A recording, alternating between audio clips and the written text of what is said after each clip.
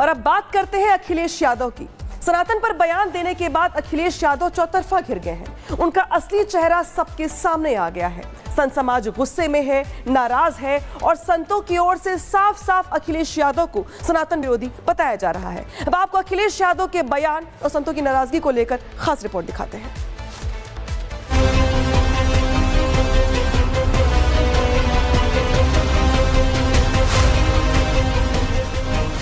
लावादे पर लिखा है कि सभी धर्मों का सम्मान है, लेकिन टारगेट तो करना सनातन का अपमान है। कोई अंडर टेबल लेगा वो बाबा पैसे? आप पता करवा लीजिए, अंडर टेबल नहीं लेते हैं वो धीरेन्द्र साहब नहीं क्या? कैमरे के सामने लोगों की जनसभा में अखिलेश से मिल लीजिए तो वो कहेंगे कि संविधान ओढ़ते बिछाते हैं, कानून कायदे सर माथे पर लगाते हैं। लेकिन जब बात सियासत पर आती है तो दुनिया की सबसे बड़ी गर्त में गिर जाते हैं, क्योंकि इटावा कांड पर अखिलेश जातिगत राजनीति की रोटियां सेकने के लिए रोज बयानों का तवा गर्म कर रहे हैं। लेकिन सवाल है कि क्यों अखिलेश लगातार बयान क्यों दे रहे हैं? अखिलेश सबको कटघरे में खड़ा क्यों कर रहे हैं? क्यों सनातन को टारगेट कर रहे हैं? क्यों कथावाचकों को टारगेट कर रहे हैं? क्यों जाति का जहर फैला रहे हैं? आप खुद सुन लीजिए कि अखिलेश ने बागेश्वर धाम के बारे में क्या कहा है। कई कथावाचक हैं जो 50 लाख रुपए लेते हैं। कोई किसी की हैसियत है कि धीरेन्द्र शास्त्री को बुला ले अपने घर कथा के लिए? कोई अंडर टेबल लेगा वो बाबा पैसे? आप पता करवा लीजिए, अंडर टेबल नहीं लेते हैं वो धीरेन्द्र साहब नहीं क्या? कथा बाजने की पता कितनी कीमत होगी उनकी, फ्री थोड़े नहीं। अच्छा, मामला इतना पर नहीं है। इससे पहले वो राजभर को भी लपेटे में ले चुके हैं, क्योंकि राजभर ने भी अखिलेश को जातिगत राजनीति पर तंज कस दिया था। तो अखिलेश ने राजभर के बारे में कहा कि राजभर का नाम राजभर नहीं रात भर है। उनका नाम है ओपी रातभर। वो अपना दल बदलने के मूड में होंगे, गठबंधन बदलने के मूड में होंगे। जब गठबंधन उन्हें बदलना होता है तो वो खिलाफ बोलते हैं किसी के।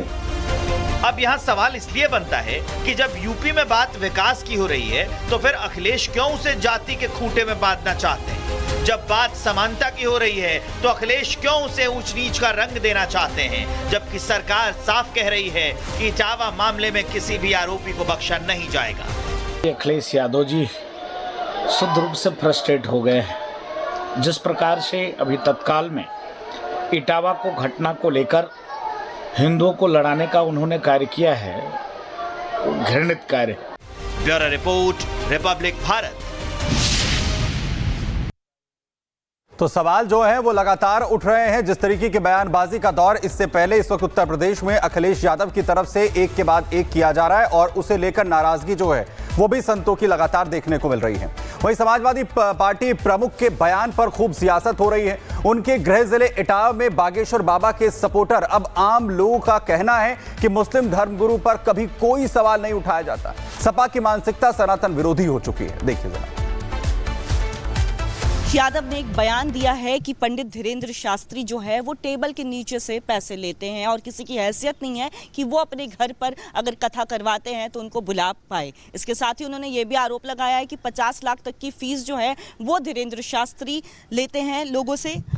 आपका इसमें क्या कहना है? हमारे छोटे भाई धीरेन्द्र शास्त्री जी, मैं उन्हें बड़े करीब से जानता हूँ। मैं स्वयं भी छतरपुर खुजराहो से हूँ और पिछली बार भी ऐसे अनाप शनाप बयान उनके बारे में आए हैं। महाराज जी कभी किसी से कुछ नहीं लेते, स्वयं की इच्छा से कोई लेके भी जाता है, उनके दान पात्र में डालता है। वो एक ऐसा साधु, युवा साधु है, हमारे संत हैं। मैं कहता हूँ कि वो गरीब बच्चियों के लिए, निर्धन बच्चियों के लिए, जो उनके शादी विवाह के लिए जो करते हैं वो अपने लिए नहीं करते, क्योंकि उन्होंने गरीबी देखी है।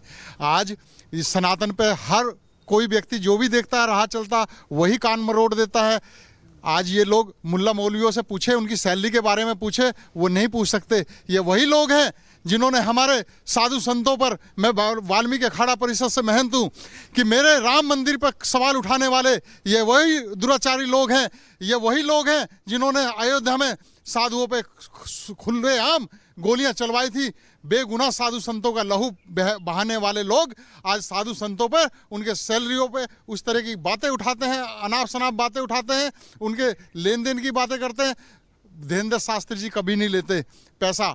और जो लोग अपनी श्रद्धा से जो उनके जो वो लगा देते हैं कथा के लिए व्यवस्था करते हैं, व्यवस्था जरूर करते हैं। व्यवस्था जो है वो अपनी श्रद्धा से की जाती है। इसके साथ ही ये भी सवाल उठ रहे हैं कि ये सवाल जो उन्होंने धीरेन्द्र शास्त्री से पूछा, उनके सपोर्टर से पूछा, लेकिन कभी भी उनकी आवाज़ जो है वो जो मुस्लिम धर्मगुरु है या मौलाना है उनके लिए नहीं उठती है, उनके पे कुछ भी नहीं कहते हैं, लेकिन हमेशा सनातन पर प्रहार ज़रूर करते हुए नजर आते हैं। देखिए, मौलाना पे जो टोपी लोग हैं ये एक्चुअली में अंदर से ये टोपी लोग ही हैं। तो क्या होता है कि भावनात्मक रूप से भी जुड़े हुए हैं और कल्चरल रूप से बस वेशभूषा नहीं पहनते क्योंकि इनकी राजनीतिक मजबूरियां हैं। अदरवाइज सनातन इतना सॉफ्ट धर्म है कि उस पर कोई भी कर सकता है, कोई भी प्रहार कर देता है। चाहे अखिलेश यादव की तो पर्सनल बात है, पूरी कांग्रेस पार्टी जो शुरुआत से आप जड़ से देखोगे तो ये एक मुस्लिम प्रकरण नहीं है, बस ये जालीदार टोपी नहीं पहनते।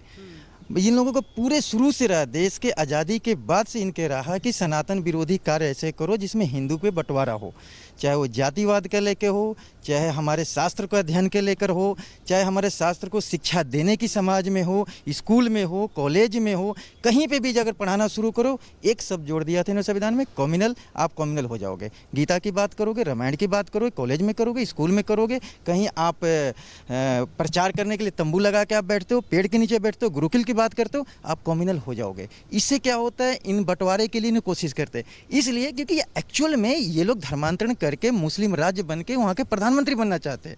ऐसे हमारे देश में राजनीतिक दल हैं जिनकी मंशा है कि हम बने, तो वो अचानक से नहीं, वो हमेशा कोई भी अगर बड़ा सा आध्यात्मिक गुरु हो, हमारे संस्कृति में देखोगे इन लोगों ने हर आध्यात्मिक गुरु को इनके पार्टियों ने टिप्पणी किया है, विरोध किया है। अखिलेश यादव ने धीरेन्द्र शास्त्री, पंडित धीरेन्द्र शास्त्री पर ये टिप्पणी किया। उन्होंने कहा है कि अंडर टेबल पैसे लेते हैं, 50-50 लाख रुपए उनके फीस है, ये उन्होंने कहा है। तो सवाल ये उठ रहा है कि क्या कभी मुस्लिम धर्मगुरु के फीस पर उन्होंने सवाल नहीं किया, लेकिन हिंदू धर्मगुरु पर तुरंत सवाल करने लगते हैं। देखो जी, मेरा नाम ईश्वर है, मैं स्वयं बजरंगबली का भक्त हूँ। हमारे धीरेन्द्र शास्त्री जी लोगों के दुख सुनते हैं, उनकी समस्या बताते हैं, ये सब झूठ है। किसी को उड़ाने के लिए आप कुछ भी बोल सकते हैं, मुल्ला मौलवी के लिए कोई नहीं बोलता। हमारा हिंदू राष्ट्र है, हिंदू राष्ट्र रहेगा। उन्होंने लोगों का दुख सुन के उनको उसका निवारण बताया। और अब बात करते हैं अखिलेश यादव की। सनातन पर बयान देने के बाद अखिलेश यादव चौतरफा घिर गए हैं। उनका असली चेहरा सबके सामने आ गया है। संत समाज गुस्से में है, नाराज है और संतों की ओर से साफ साफ अखिलेश यादव को सनातन विरोधी बताया जा रहा है। अब आपको अखिलेश यादव के बयान और संतों की नाराजगी को लेकर खास रिपोर्ट दिखाते हैं।